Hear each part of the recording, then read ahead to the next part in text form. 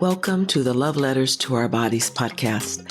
I'm your host, Gwendolyn Mitchell, founder and CEO of Moyo Institute and lifelong spiritual seeker and energy worker, here for thoughtful conversations about health, healing, and happiness by, for, and about Black and African American women.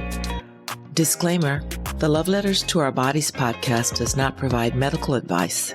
The opinions, experiences, and insights shared are for informational purposes only. Nothing shared in this podcast is intended to be a substitute for professional medical advice, diagnosis, or treatment. Always seek the advice of your physician or other healthcare provider. Don't disregard or delay seeking it because of what you've heard on this podcast. Thank you. Are you ready? Let's dive in. Hello, I'm Gwen Mitchell, host of Love Letters to Our Bodies podcast, and I'm delighted to have with me today Melissa Christie. Melissa is actually the director of wellness programs for Unite for Her, a national nonprofit organization that supports breast cancer and ovarian cancer patients. Melissa joined Unite for Her in 2021 after being in the health and wellness field for over 10 years. She also served as Director of Member Experience and Retention at Fitness and Lifestyle Club, a fitness provider for Unite for Her wellness programs. In her role as Director of Wellness Programs, she's responsible for coordinating with hospital partners and staff and local communities through strategic events. Melissa holds Bachelor of Science degrees in Accounting and Mathematics from Rochester Institute of Technology, Rochester, New York. She lives in Bucks County, Pennsylvania, and she and her husband have 3 wonderful children. Welcome, Melissa. So nice to see you again today and to have you join us. Thank you, Gwendolyn. Thank you so much for having me here with you today. Yes, it's our pleasure. So let's start by having you tell us a little bit about yourself and what drew you to wellness work, particularly in the cancer care space. Yes, thank you. So as mentioned, first of all, I'm going to say for me, titles are just a title. I just love the work that we do, and I don't need a title to do anything. I love the fact that, Unite for Her is an organization that helps to give back, right?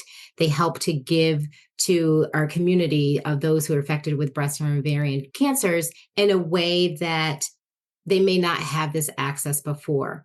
So personally, like when I think about myself and what I love to do, I love to serve. I love to serve people. I love to help. And you kind of hear that said all the time that, you love talking to people. Someone may be interested in that, but I really do. And I feel that it is actually almost a ministry for me to be able to go out and help someone who may be in a need. So I love how the two backgrounds kind of came together and are able to, support those who need the help. Beautiful, beautiful. So what does wellness mean to you, and how has your understanding of it evolved throughout your career? Oh, that's a good question. Wellness to me means simply taking care of yourself. But I feel that many times we make it bigger than what it actually needs to be. Taking care of yourself could be just taking a pause in the day, a moment of quiet time or reflection. Taking care of yourself could look like just sitting back and reading a book, doing something that is making you feel relaxed and in tune with yourself. But oftentimes I feel like we make it bigger than it needs to be and saying, oh, we have to go to a spa or something that costs money. But if you just maybe even look outside your window and reflect on the nature that's out there, I feel that's wellness. It's taking that moment, taking the time for yourself to appreciate what's around you, something that's going to make you calm and relax. And it really does not have to cost money to be involved with wellness. That's wonderful, because I think so many people see the cost as a barrier. And like you said, they do think that, oh, I've got to go pay someone to give me a massage, or I have to go pay membership to join this particular gym or what have you. But there are so many ways to simply be in touch with yourself and your environment. So thank you for that. Absolutely. Can you share the story of how you came to work with Unite for Her? And you've already talked about the fact that you just love to help. So how did you get involved with Unite for Her? Yes, absolutely. So when I was the membership director at the fitness club, it's a very well-known club in my area. It's called a lifestyle club. It's a luxury club. It's 250,000 square foot club, right? With on 24 acres. So it's a large club. It's well known. And the members there, again, I was looked upon as a resource there, and members would always come to me and talk about just membership needs and things like that. And I always was fulfilled in that, and which is more of like a customer service realm, right? I like that. I like being able to support and to help.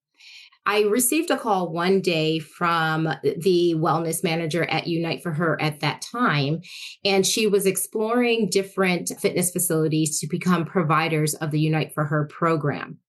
Unbeknownst to me at this time, I had never heard of Unite for Her. And it was literally in my back door, but I still had never heard of it. And so when she talked about the services that Unite for Her supported and who it supported, I was immediately intrigued. And I knew that I wanted to be a part of this in the realm that I was in.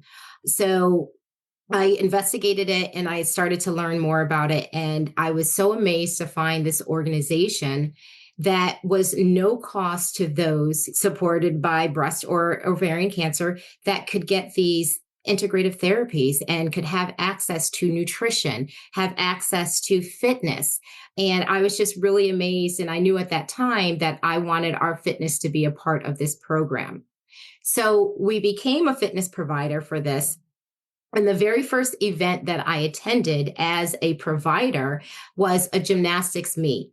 So I have to share the little bit of this background to understand that. The founder of Unite for Her, her past, she was a gymnast. She was a competitive gymnast, and she coached and choreographed routines for these gymnasts. And so this first event that I went to was one of their signature fundraisers, and it was a gymnastics meet. And it was held in Philadelphia at a convention center. And you know, convention centers are large. So this was a very well run program that had over 4,000 gymnasts come and compete. And I was just blown away with this.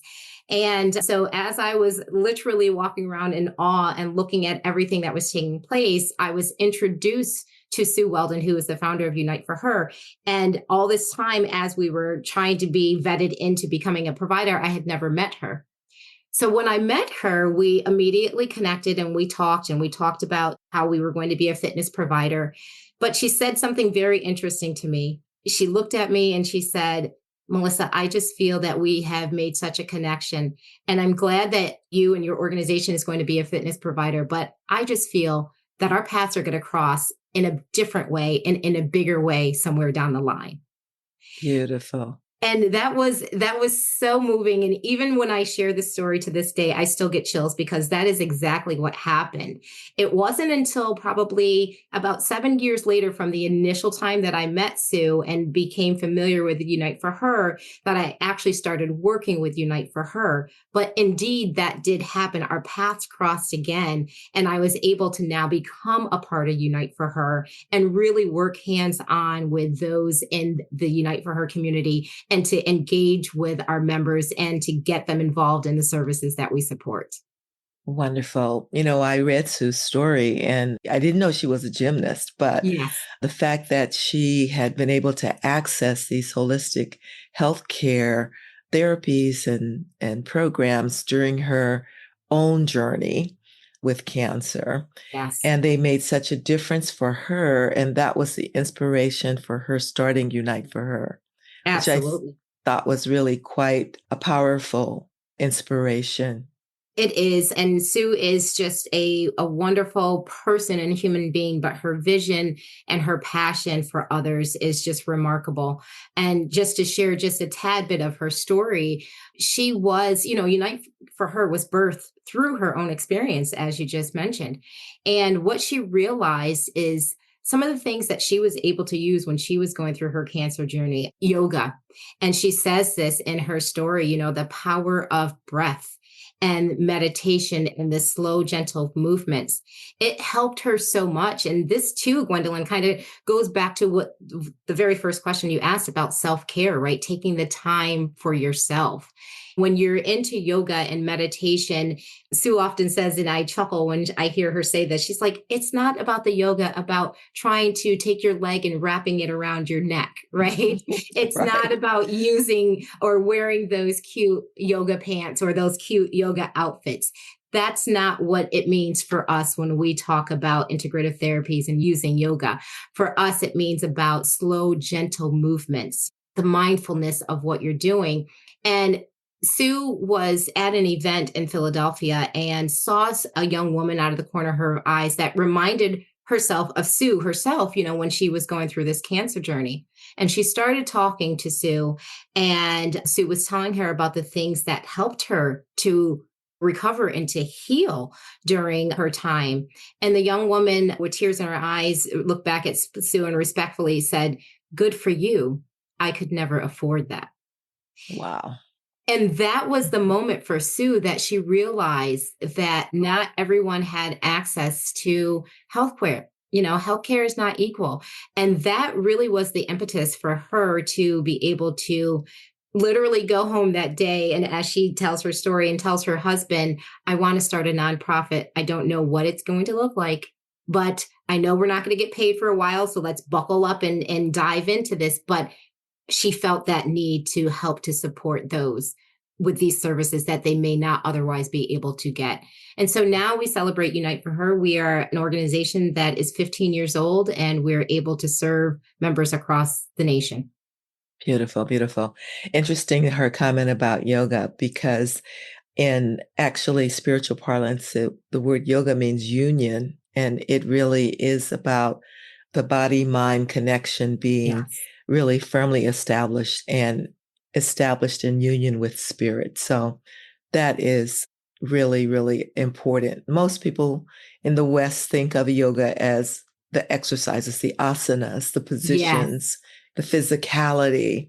But that whole physicality has a purpose, and that is to unite one in an integral sort of way. So, absolutely. And we say with our program, our patients, our members, we call them members, and although they're hospital patients, but our members have a medical staff, right, that they're being treated, right, to treat that diagnosis of cancer.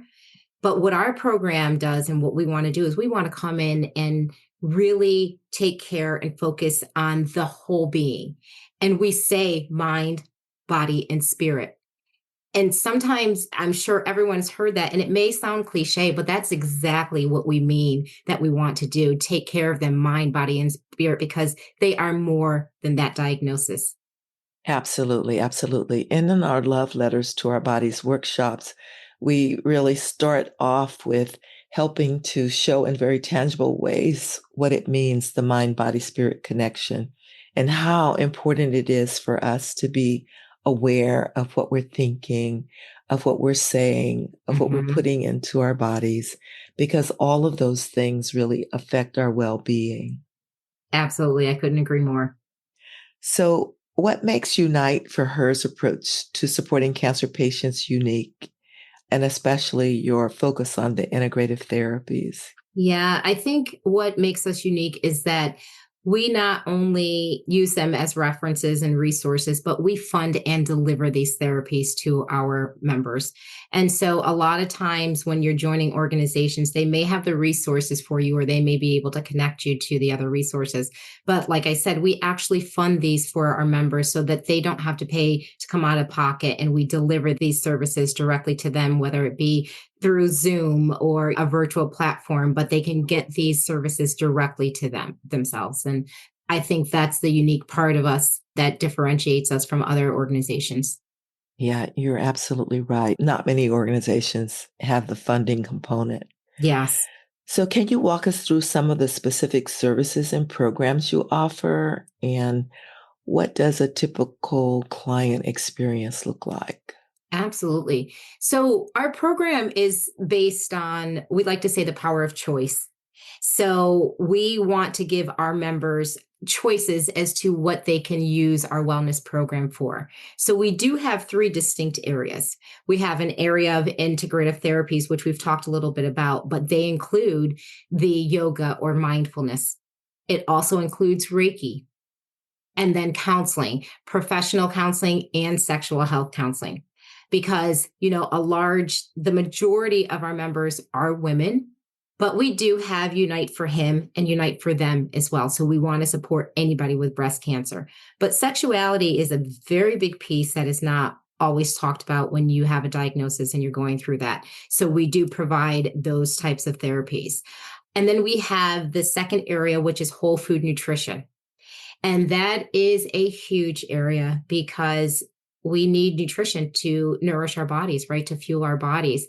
But although we all need it in our everyday lives, I don't know that people realize how important it is when you are diagnosed, that how important that nutrition is. And our philosophy on nutrition is that food is medicine.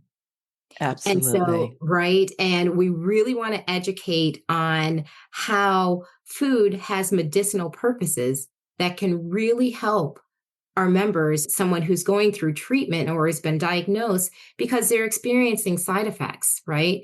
But food has these medicinal properties that can help with those side effects and hopefully then lead to the patients being able to take less prescribed medicines and using the integrative therapies along with the whole food nutrition to find pain relief and healing properties.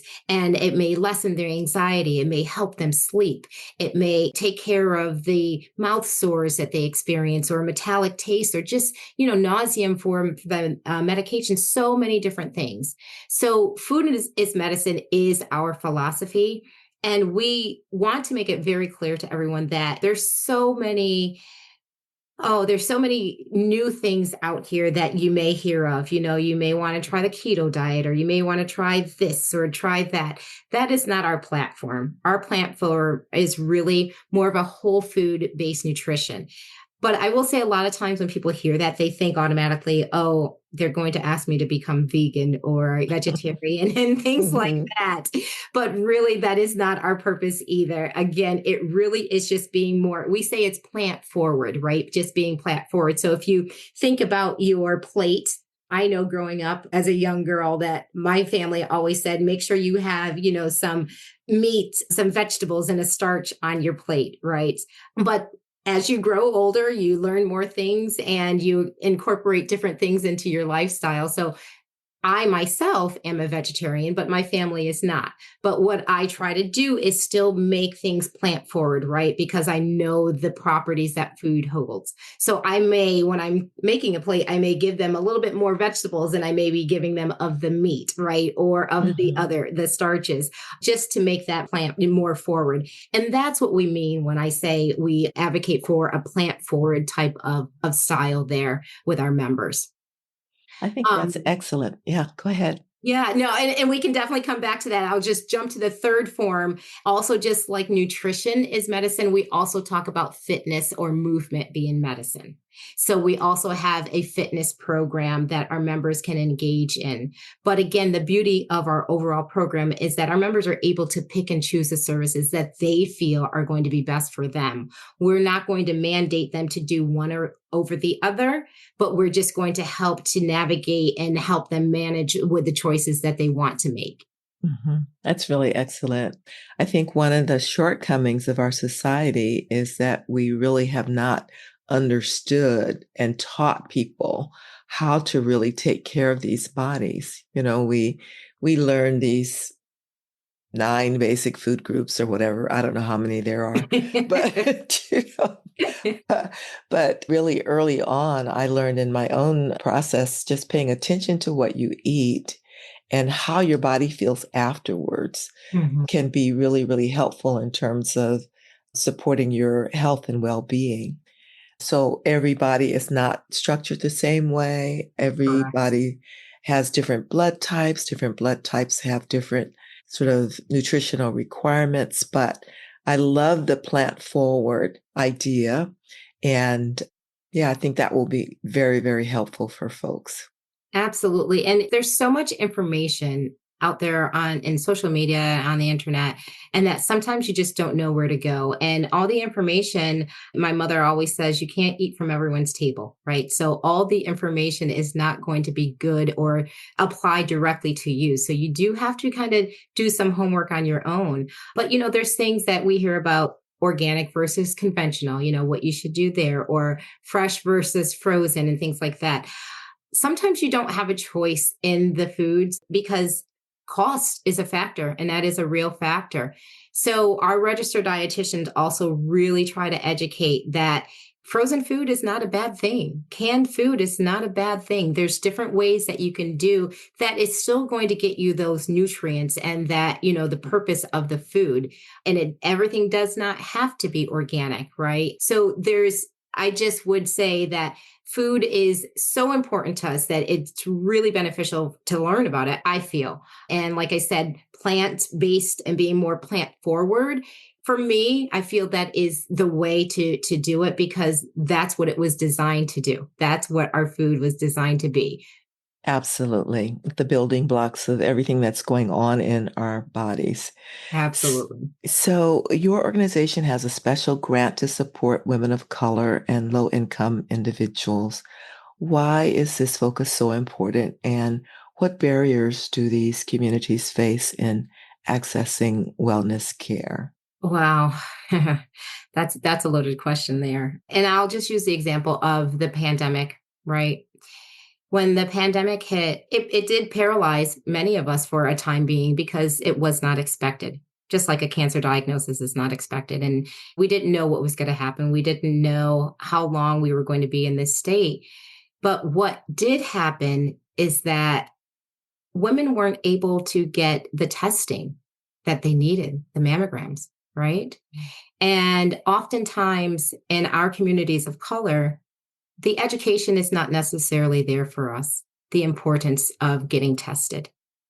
And again, I feel like that's a loaded thing. But during the pandemic, because there was the closures of a lot of hospitals at that time and everything was you had to do things at a certain time just because of, the precautions of everything. When women of color specifically, were able to get tested, we found out like they were tested at later stages. Their diagnosis were now at later stages that possibly could have been prevented if the testing was done earlier. Mhm. And that really, in my opinion, is such a detriment to our culture, to our community, because it's something that could have possibly been, I won't say avoided, but I could say that it could have been recognized earlier. And so we really advocate for getting the testing as soon as you can. But we also know that sometimes cost is a barrier to even getting testing, from insurance purposes and things like that. And we don't want to have this access be a barrier to them. So we really do target to our communities of color and our served and underrepresented communities as well, because we want them to have the power to have the healthcare that they need. And we get funding because there's funding out there that wants to support our communities, but it's not always known. So we want to make it known that there is funding and we have that and we can help and support. And sometimes you don't know when to turn, especially when you're just introduced to something new like a diagnosis. There's so much that is on you at that time. So much information is coming your way that we want to be a resource and help to say, you may not have known that this is available to you, but we want to share this with you. You may not have known about the power of yoga and how it can help you, but let us introduce you and educate this to you. You may not have known how whole food nutrition is so helpful for so many things in your life, but let us educate and introduce you to that. And so that's really what our purpose is, and especially in our communities of color. Unite for her really is an acronym. It denotes that it's for, females, but really it's an acronym to help to heal, empower, and restore. And we really Mhm. want to do that with everyone who is part of Unite for Her, but we do want to focus on our communities of color. as well, Mhm. and let them know that we are here to empower them and to help restore them. Yes, the pandemic did really highlight a lot of things, but I think there's also the point that in our communities, we've been actually sort of taught to be long suffering. Yes. We put ourselves last and we often delay going to seek help, even if we're Hmm. experiencing pain.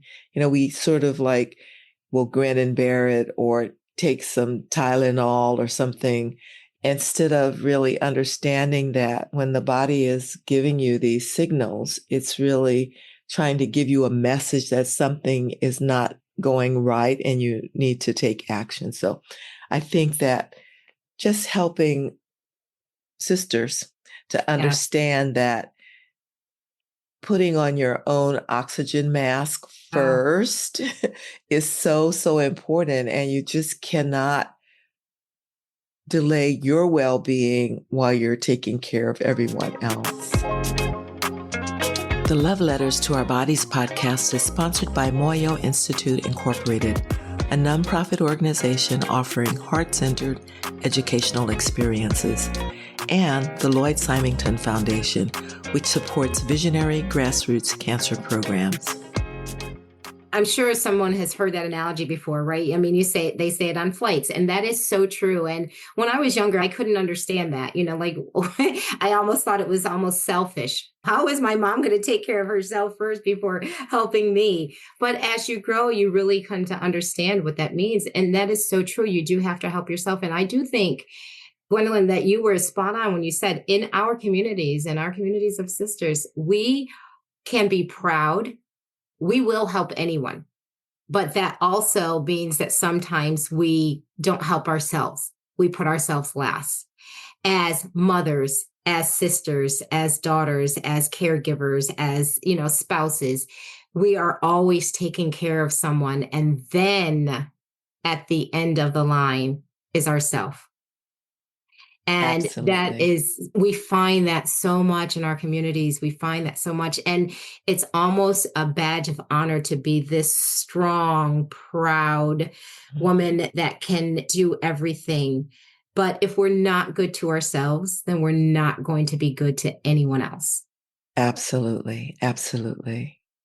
So tell me, I think you've touched on this, but how does your organization help women rebuild their relationship with their bodies during and after cancer treatment? Yeah, I think that's more so, again, through really all of our services that we offer. But to pinpoint, like to be in touch with your body when someone has a cancer diagnosis, a lot of different things can happen. They can choose to, and I say choice because, maybe they're having a lumpectomy or a double mastectomy, or, you may have your hair loss. Some of those are not choices, but these are changes that happen. And we want to teach our members to really love themselves and reflect on themselves. And so, the outward appearance, we want to be feminine, we want to be women, we know what our bodies, especially like the before and after, right? We're always comparing, and it's not easy not to compare from what you had at one stage to the situation that you may be in now.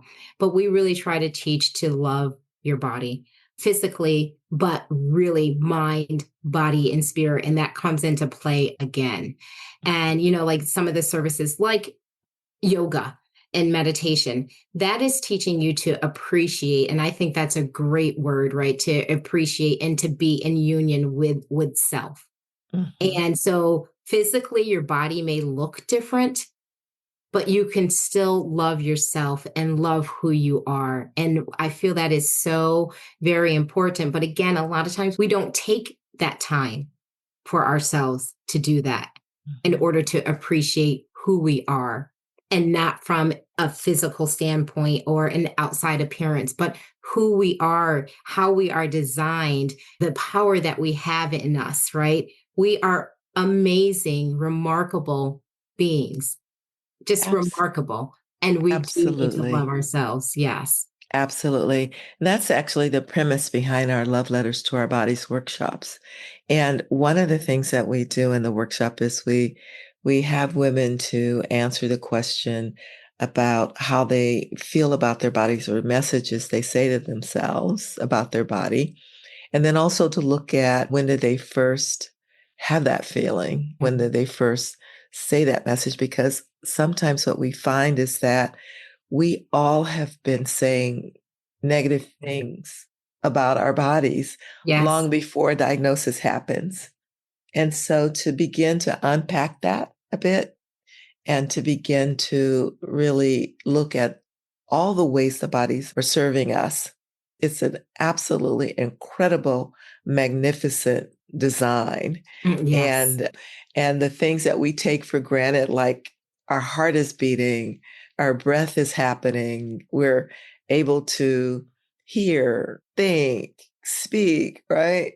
So Yes. there's so much to be grateful for. And we really go over those things before the women get to the point of actually writing the love letters. So, I love that because, again, there's a lot that we just take for granted in our everyday life. And again, I feel like there's so much societal pressure to look one way, to be one way, right? But I feel that God has created us uniquely and individually to be who we are. And, and we do have a lot of, like you said, even before diagnosis, we have a lot of things that we may say we would like to change about ourselves, but we are remarkably made. We simply are. absolutely. Yes. So, well, we know that the one challenge is like a loss of a particular part of the body, like a breast or what have you. Mhm. Some of the common challenges women face when it comes to body image and self acceptance during their cancer journey. I think a big part of that is, again, when you lose a part of your body, it's not only about you, it's about others, right? And how do I say, what you think that expectation of others is. And one of the things that I'm referring to is like even the sexuality, right? That's something that is not talked about a lot. And sometimes they don't know how to broach the subject or even know who to speak to about it. And so what they do many times is they just kind of keep it inside and harbor it, inside. But we encourage to, that's why we have licensed therapists and licensed counselors so that they can talk about this openly. If they want to bring in their spouse or family members to talk about these things, that we welcome that as well too, because when you keep it in, it just tends to have a way of kind of chipping away and eating at you. And the more that you can talk about it, but counseling, in my opinion, is interesting with that too, because at some point, I feel like there was a stigma to counseling that no one wanted to do talk therapy because, that it just like, oh, you're going to a counselor, right? But I feel that it's something that's very freeing, that helps to free your mind when you do this. But again, just like we were talking about wellness in different forms, counseling can be in different forms, right? There's Mhm. different types of counseling. So it doesn't now just have to be talk therapy. Counseling can be there's a type of counseling that we provide that's called ecotherapy, where you can just appreciate the nature around you. And you have a counselor who is kind of leading that discussion. And whether you're virtually or in person, they take you through kind of like this nature trail so that you can appreciate the things around you. Art therapy is a huge new way of getting counseling. And again, it's a way of expression, expressing yourself that is freeing and it allows you to kind of exhale and to breathe. Music therapy, dance therapy. There's just so much that when you're talking about counseling or therapies these days, it does not have to be that traditional talk therapy, but any form that you think that's going to help you, I would encourage one to do that. That's beautiful. Thank you. Thank you so much for those suggestions. So I tell women that they need to go outside, hug a tree, sit on the grass, or whatever, some way to really absorb the goodness of nature into the Yes. body. Of course, respecting any limitations about being in the sun, if that's a Yes. part of their concern from a medical standpoint. I love the idea of ecotherapy, and I never thought about it in terms of you could be virtual and have an ecotherapy session. Absolutely. And one of our counselors did a presentation on it. And I will honestly and be transparent and say, I was like, what is this going to be? But when you're doing it, even from a virtual platform, it helps you to just kind of decompress. And when someone's talking to you, and it's a guided, right? It's a kind of like a guided meditation type of things. And it just allows your mind to be free and to be beautiful. And one of the things that this particular person, his name is Kevin, brought to my attention, and now it's just, I'm so aware of it. Plants. He was talking about plants and just having plants in your house and about the energy and the oxygen that it exudes and things like that, and how it really has been proven to increase moods and things like that. So I have now become this wonderful plant person where I used to always say before that I didn't have a green thumb. Well, I found plants that I can now do, even though I may not be the best gardener, but I can keep alive. And even just to look at them, it brings me joy. It brings me pleasure because it's life. And again, Exactly. I feel like we take a lot for granted. We may see things, but sometimes we don't realize. But when you look at a plant, it is life. And so, even Exactly. for myself, it was eye opening when I first learned about ecotherapy. So, we're never too old to learn different things. Absolutely. That's so true. And there are plants that actually take toxins out of the air. So having them in your bedroom is a good thing, and having plants around you. I love that. And I didn't think of it as ecotherapy, but it is Yes. absolutely the case. And having something living in your space alive, that energy is also very, very important. So what does the role of self-compassion play in the healing process, and how do you help women to cultivate it? Oh, self compassion. I feel that it plays a big role. And when you just start to understand who you are, and I think, all of this works together, as we've been saying, once you're able to understand who you are, that this diagnosis is not defining you, that you are more than this diagnosis, it just helps to relieve stress, relieve anxiety.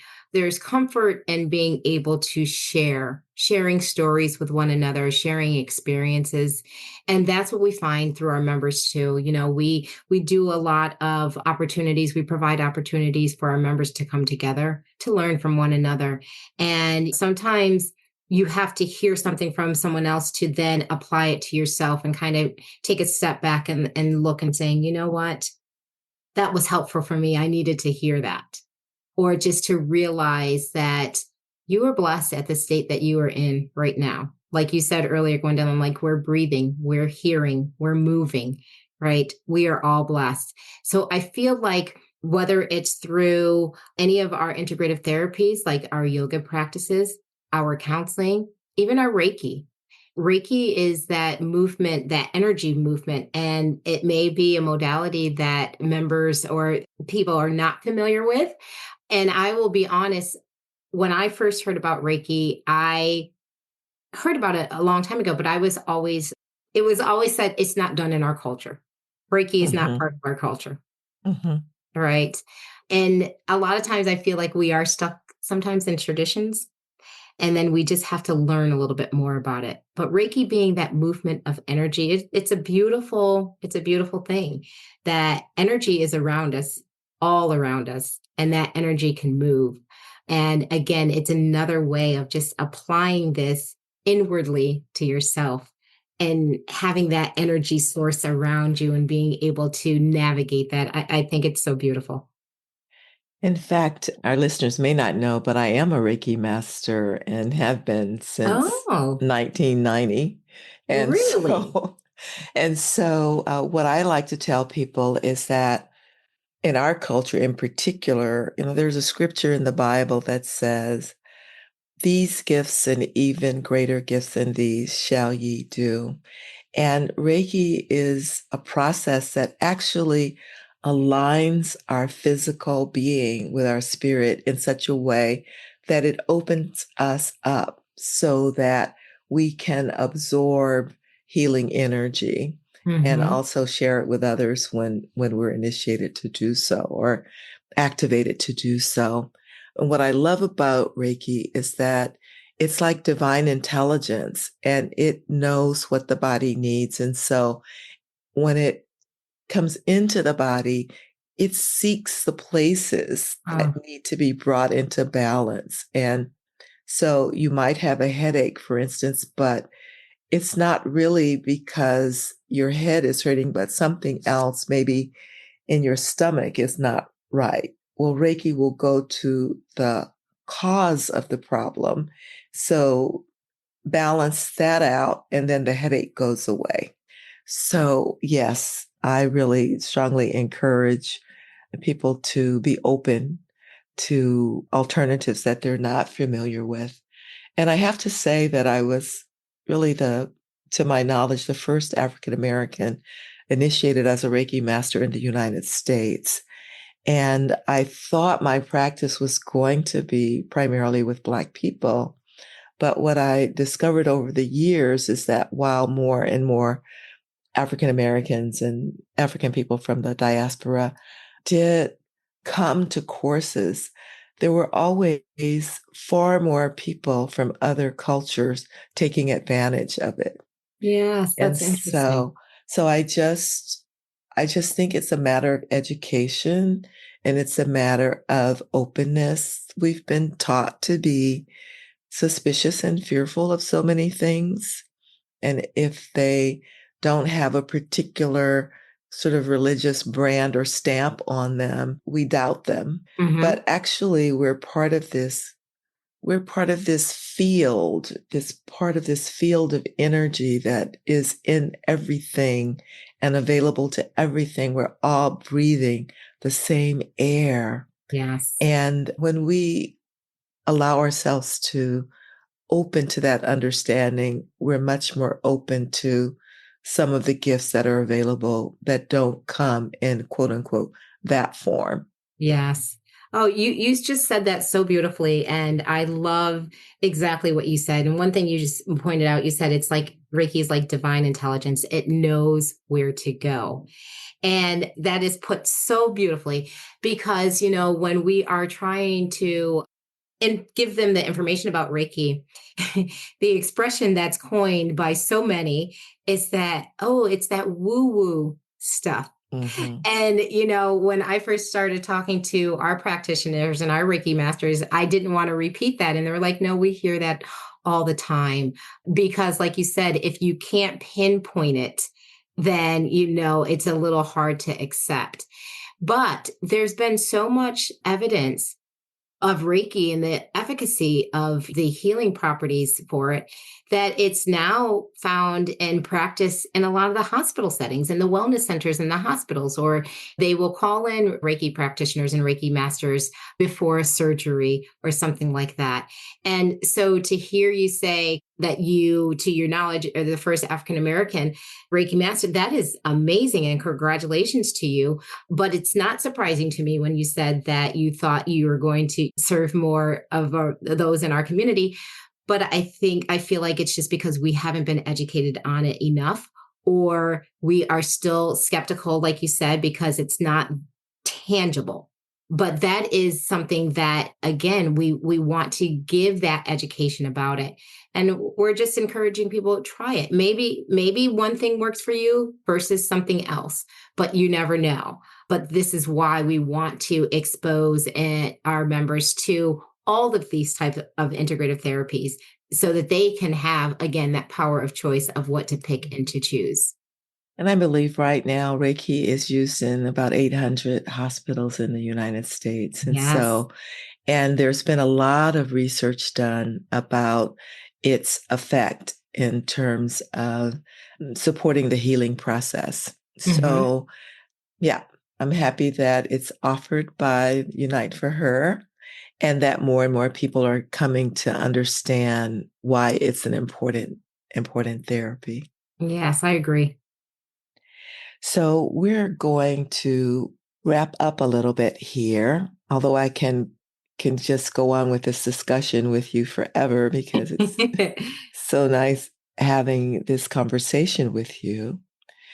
Are there other simple, accessible wellness practices that you might recommend for women navigating the difficult health journeys? This isn't a practice, but what I would say is to really learn to advocate for yourself. And you said that earlier as well too. Like when our bodies are telling us something, we need to recognize that.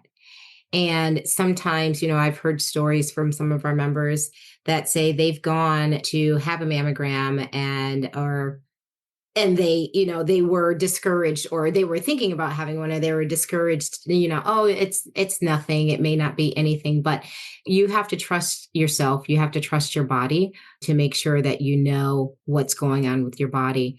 And if that diagnosis does occur, what I would say is that, again, really take that time to do some inflection, some introspection, and will say you may have to learn how to love yourself, because again, so many times we put so many other things before us. But it's so important to clear your mind, to have that connection, to be positive, to have that outlook, right? Because it really does go a long way. It really does. And like we say, we want to treat the whole person, mind, body, and spirit, more than a diagnosis. You are a whole being. And so we just advocate for any of these practices. And again, it doesn't have to cost. That's usually a barrier. Costs can sometimes be a barrier because we have so many things to pay for in life. But there are so many ways that you can get this wellness without having to spend a lot of money. And if you are spending money on a service like a massage, so just to touch about that, I think massages in particular, they're looked at as a luxury.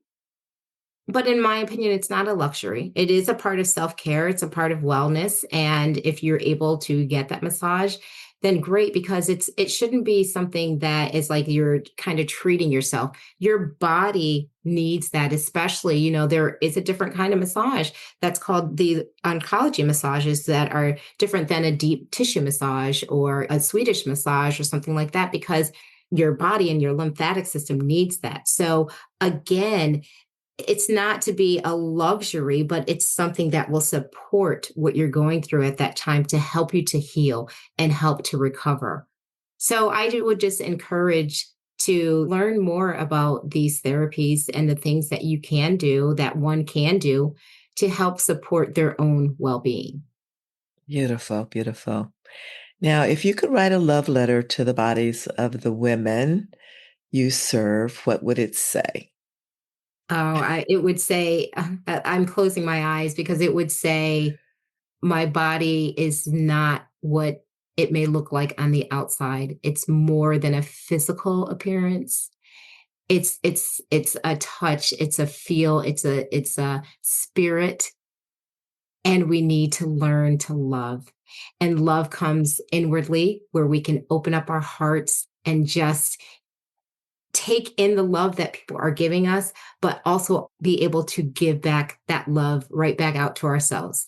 Just like a big hug, if you were able to just wrap your arms around you, we need to love ourselves. And if that means physical body, that's one thing, but it also means love our minds, love our thoughts, and love everything that goes into being us. Beautiful, beautiful. Well, sending you lots of love and big hugs and much gratitude for your being with us here today. I'm sure our listeners will really enjoy hearing everything that you've shared. Wonderful. Thank you so Blessings to much. you. My Blessings as pleasure. well. That's a wrap. Thank you so much for listening to Love Letters to Our Bodies, conversations on health, healing, and happiness. To find out more about the Love Letters to Our Bodies project, visit our website at moyoinstitute.org. That's MOYO Institute.org. Follow us on social media and subscribe to the podcast so you don't miss an episode. If there are topics you'd like for us to discuss, let us know. Remember, your body is beautiful, girlfriend. Love it.